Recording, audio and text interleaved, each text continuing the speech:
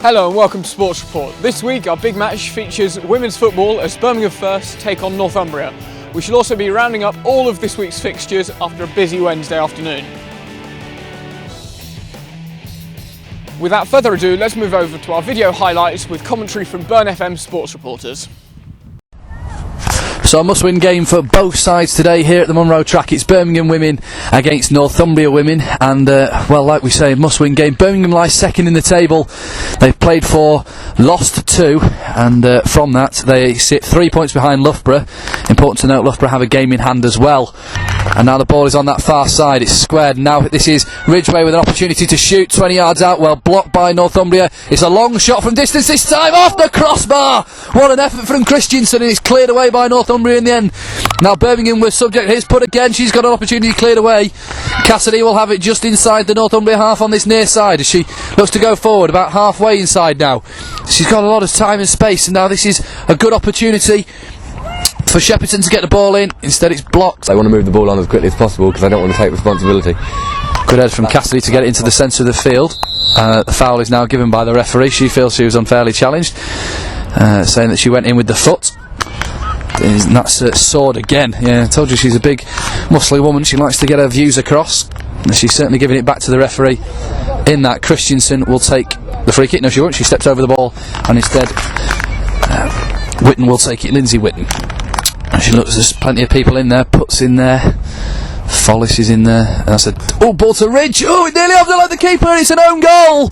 And Birmingham have doubled their advantage. I'm not too sure who it came off in the Northumbria defence, but all the same, it looped over the goalkeeper into the top corner. That's a howler. That's what happens when you're at the bottom of the league. And it's Birmingham 2, Northumbria 0. 25 yards out, slightly left of centre. Saliki to take the free kick. Look like she's going to shoot. I don't know, she's taking a Ronaldo stance approach to this free kick. Saliki runs up then, left of centre to shoot. She does, off the post. Who's on the rebound? It's one of our lot, it's Campbell to clear it away. The corner will come in for Northumbria on this near side then. At the clock end, the header is there, it's a free header, and it's Sword, and it's 2-1. Comfortably turned in from less than 5 yards out. Northumbria have the deficit, and Birmingham have conceded right on half-time, which they didn't want to do, Tom. No, that's probably the worst time to concede. That will give a lot of confidence to Northumbria going into the second half. It's a throw-in for Birmingham as they look just to keep the lead now before half-time, and then there'll be a big motivational half-time team talk from Sugarman. Not like the last two that we've witnessed, where Birmingham have gone into both the half-times. Goals down, but it doesn't matter because it is half-time. All the movement we've praised Birmingham for is very limited at that throw-in. Follis chests it down. Here's Naimone. She darts easily past the number 8 there, which is, I should know that, Fraser. And now is a chance to shoot from distance, and it's found itself into the bottom corner. And Birmingham have their 2-goal lead back. I believe it was Jess Hunter with the goal. It was a good strike from 18 yards out. It buried itself into the bottom right-hand corner, and it's Birmingham 3, Northumbria 1.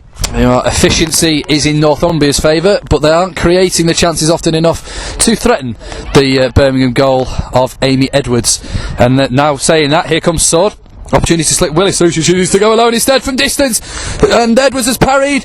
Willis will go for it and gets Northumbria's second, and they are back in this game with 10 minutes to go. It's Willis with the goal from the near post on this near side, a couple of yards out. It's quite a tight angle, to give her credit. It was Edwards' spill, but it is Birmingham 3, Northumbria 2.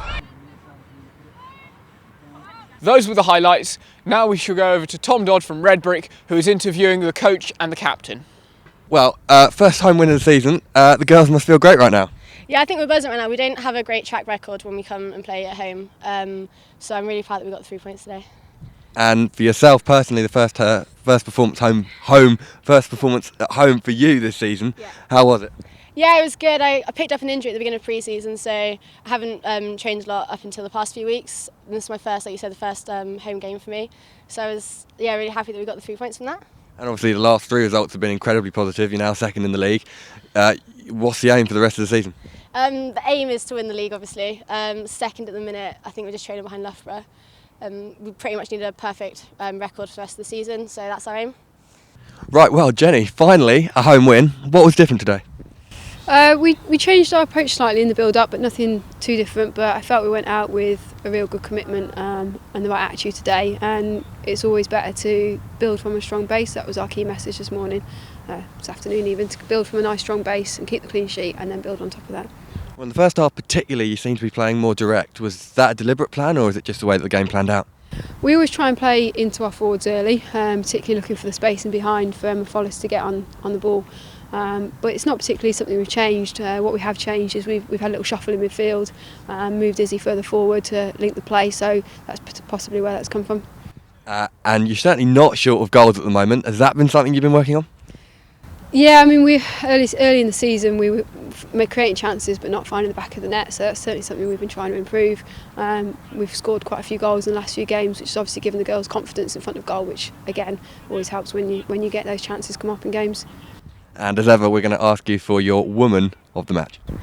Izzy Christensen, great all-round performance and an excellent goal. Now let's take a look at the results from this week's fixtures. So, confirmation of a brilliant 3-2 win for the women's first against Northumbria. As for the men's football, the thirds lost to Bedford in the third round of the Cup. In hockey, there were excellent scores for both the women's firsts beating Manchester 3-0 and the seconds beating Durham 3-2. Unfortunately, the men's first lost 3-2 to Sheffield Hallam and the thirds lost to Nottingham Trent. There was success as the seconds beat Cardiff firsts 4-2 in the Cup. In lacrosse, the men's first lost 6-4 against a strong Nottingham Trent team, which means they're now out of the trophy. However, there was success for both of the women's teams this week, with the first winning 18-1 against Edinburgh, and the thirds triumphing against Lincoln First, winning 29-0. And in rugby league, the first lost to Loughborough seconds 34-24, and the seconds beat Coventry 62-6. In rugby union, the women's first came up against a strong Durham side, and in the men's matches, an unfortunate loss for the firsts, who were beaten 17-13 by Loughborough seconds. Success for the thirds, who won 38-3 against Bedford firsts. And finally, a fantastic result for the men's seconds, winning 101-0 against Staffordshire, with hat-tricks for Phil Barry and Guy Mitchell. That's all from this week. Thank you for watching and join us next week for more sports highlights.